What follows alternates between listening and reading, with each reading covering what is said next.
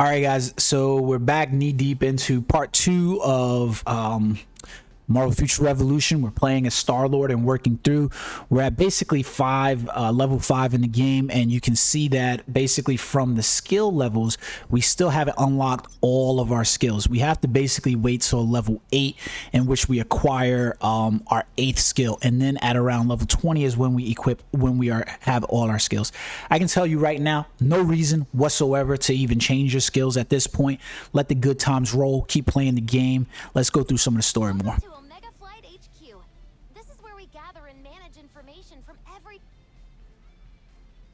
So weird how her voice just cuts out right there and then moves in. I think one of the big things is that it's not necessarily that we get voice effects for some things while we don't get voice effects for others. I think the thing that is really confusing is how the voice effects just drop out. It almost makes it seem like it's a mistake more than it is that we didn't get the full voice effects. Like, see, he's, you're here, and then all of a sudden it just stops. And yeah, it's just weird. So Hank Pym sitting inside the it's a really good introduction to him as a character, especially that he's in the game, since Iron Man is given so much, prestige for so many of the creations and things like that. Meanwhile, when you really dig deep in the comics, you realize he ain't all that. Definitely people smarter than him. I think I finally found a problem that I can't solve with science alone. Earths from different dimensions have merged into one. Convergence. And even though we've slowed it down for now, it's not over. No, it's not. The only way we can stop the process is by giving it everything we've got. So it's an interesting story because the convergence will do a lot for us in terms of games. One of the questions I got asked was, will we get a villain storyline? Most likely you will. If you've played Marvel Future Fight, they kind of did the same thing with realities and stuff like that. And they've even got a timeline story going on in theirs, with obviously alternate realities. But it's a good way to introduce heroes and villains as playable characters and be able to give variations to those characters as well. So for instance, like, we got Thanos inside there, but with Invasion Story, we're going to get a different Thanos that is more powerful than a Thanos that we faced out in the storyline. You get to see various versions of yourself powered by different tech, powered by different, realities, and they're still you in a sense. They're still the character, but it helps them continue to grow a character, and I think it's a good thing in my opinion.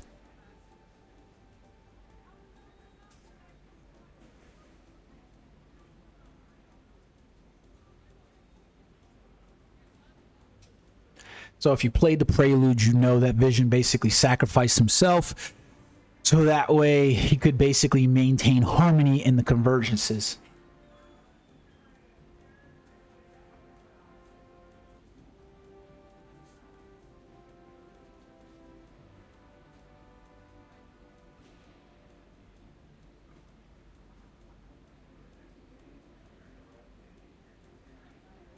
Yes. Our ultimate goals are to figure out why the convergence happened. See, that's the weird part. Why the fuck does it cut out?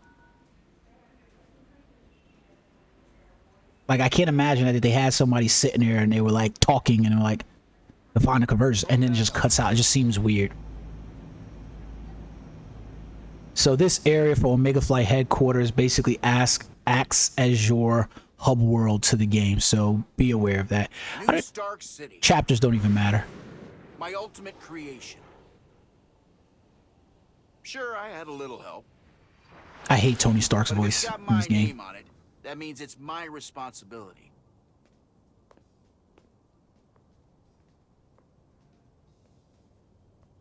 Still, even I can't save the world alone. That's where Hank comes in.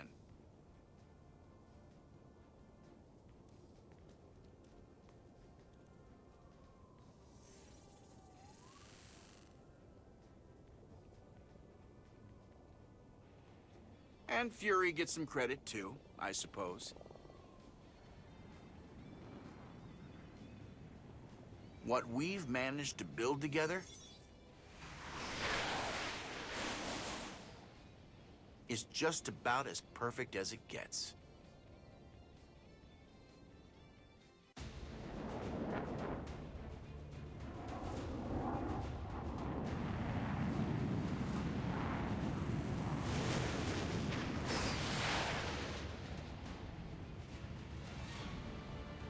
This city is built on lies, but under my rule, I can make it flawless again.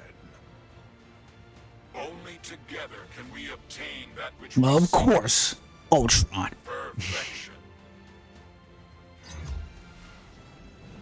So, I'm guessing Hank already explained our world's situation to you in...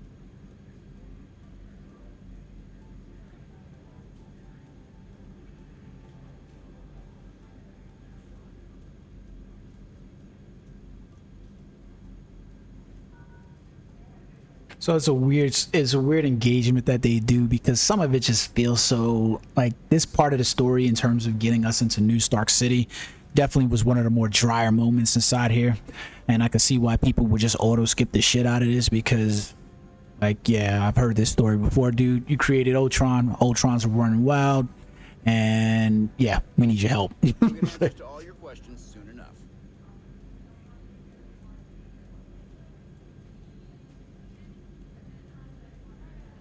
Bye for now.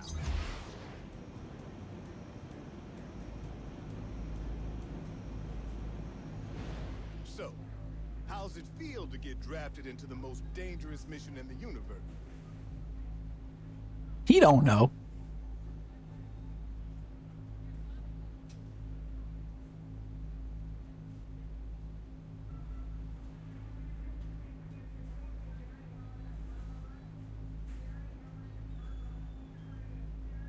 No more time for chat.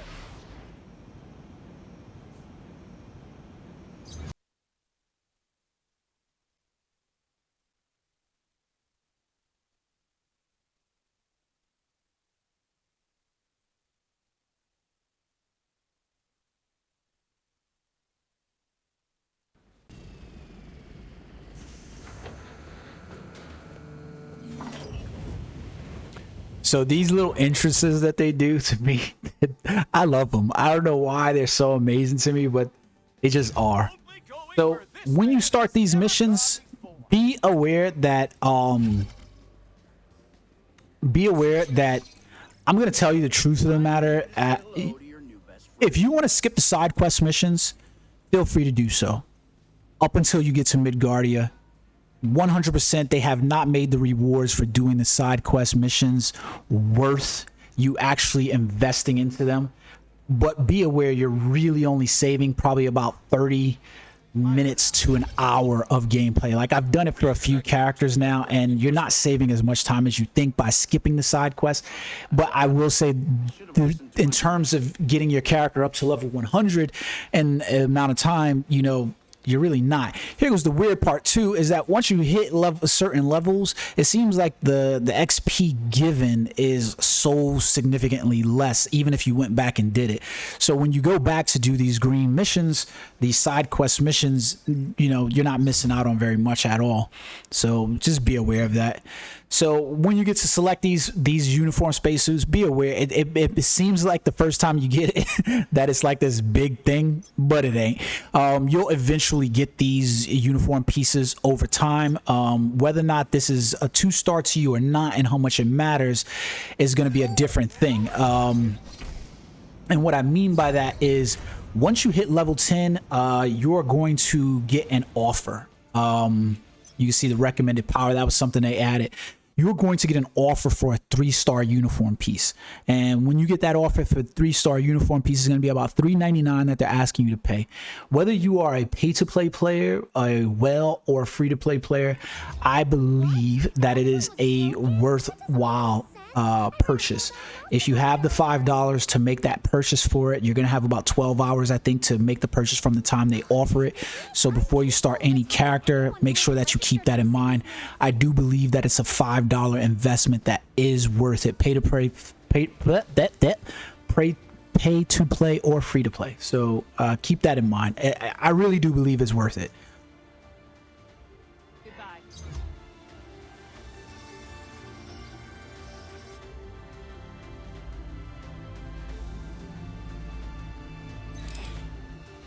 So obviously we're going to be fighting Ultrons in this area.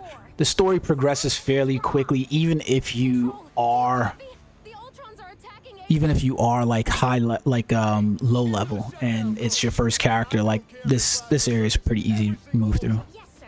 Entering in the code now. So we got to face across all these Ultrons. At this point, the game would be showing you uniform customization options, meaning that as I'm playing the story and I acquire that first set of equipment that I'm able to equip for my character, is basically a customized option for it. You can go back in here and use the default cloak that you already had. I don't necessarily really care about the uniform that I have equipped there. It's a matter of look, so if you do, know that you can change it. So we got to subdue 13 of these guys. While we do it, I'll show you what the customization option looks like. So underneath here, you basically have the costume that is equipped, and underneath customize, you have the options for the different uniforms that you can have equipped. I actually like this red and black, so I'm going to leave that one on.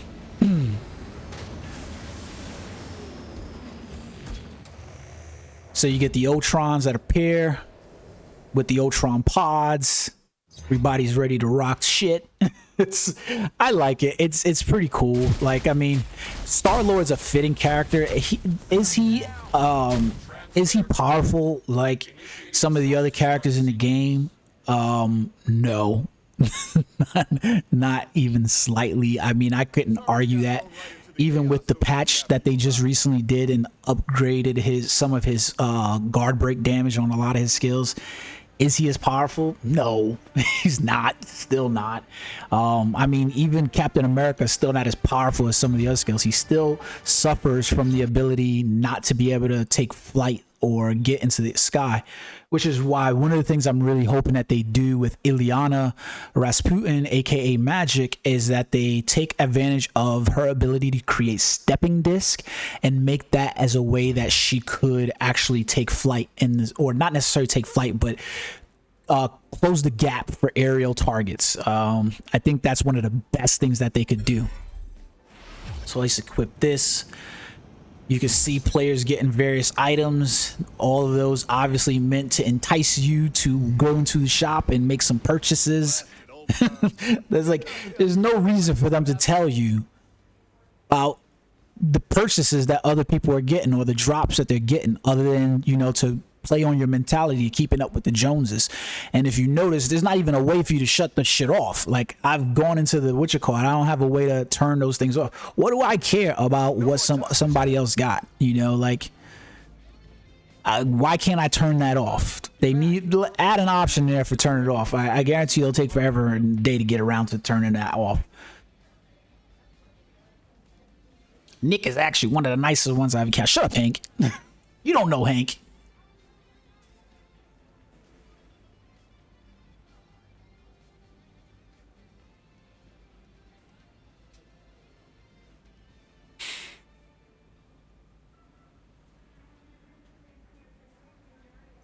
Stop by anytime. So I will agree with a large number of people in that the one thing that kind of fails with games in general today is we still haven't come up with a way to kind of keep people enthusiastic about go fetch them quests. Meaning, you know, it's go fetch this or go kill X. And we don't create a chain along the process. You know what I mean? Like something that, you know, makes it intriguing. That's a bad part. Like, I think that needs to be that methodology of how we create those spaces in games need to be improved. Whether you add I really like conditional things for games, where like if you give me a mission, give me some conditionals for that mission. Like, you know, if you want me to go kill, you know, this many Ultrons, tell me to kill this many Ultrons with this amount of skills or this certain skill. Tell me to, you know, like add ways in which that, you know, it differentiates itself just from me just going to ragtag tap a set amount of people. Because as you can see right here, all you wanted me to do was go and kill that many people, and sure, okay, no problem, but it's not really adding anything. So I was just about to skip this shit. Power plant.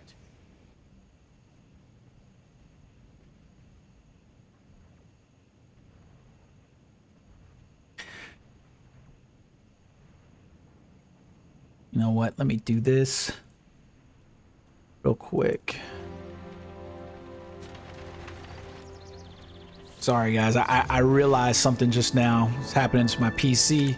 You're hearing the background music to my Black Desert game, which I'm going to shut down right now because it's causing some issues.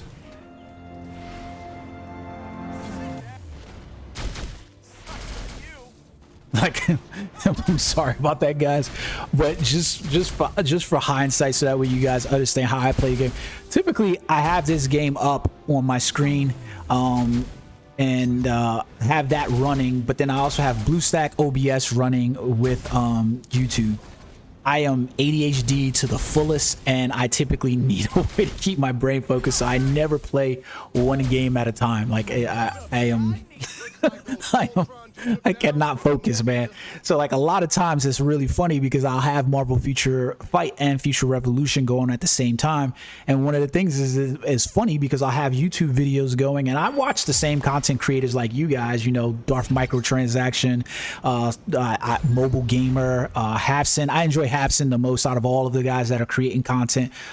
Cynic Alex and so forth, and I'm watching commentary and things like that, and it's funny because I'm creating content as well, and it's just funny because I'm comparing the two games consistently because I'm like, why the fuck are people asking these stupid questions? Like, can't you not see this shit inside the game? Like, it's like funny as hell. But yeah, let's see. So I don't want to carry this segment on too long. Like, I think most of the world has a little ADHD like I do. But anyways, you're gonna get these yellow missions. These ones are good enough reason to sidetrack for. They offer better HP bonuses than they offer better XP bonuses than the green side quest missions do. So if you do happen to pick them up, it's okay to deviate to go do them. They don't necessarily offer any great rewards for doing these because there are some green missions that you will notice that there are some really good rewards for doing those green missions. Not the same in here. So we got the costume draw ticket. What do we get inside here? So we're gonna auto equip some of these just to level them up. Really, there's no reason for this. I want to point out one thing for you guys inside the video as we finish out. This is just gonna mostly be destroy raid pods. As you play the game, I want you to remember, especially with your first character, that you want to be storing things. Okay. He's talking to me, so I'm not gonna be able to show it to you guys. Find them and you'll find Pim. Okay, bruh. So you're going to get badges, especially from playing Blitz and so forth like them. Store up enough until you start to realize how the game plays. But I'm going to tell you this right now, because the battle badges are great because they add skill level. But once you get enough characters up and your squad rank gets up there, you really won't need certain badges. Like pretty much between level, let me think about this real quick. I would say probably up until like level 40. Maybe even level 50 if I'm being perfectly honest. You don't really have a reason to equip a lot of these battle badges. Like your power level at those levels will stay so far ahead of where the curve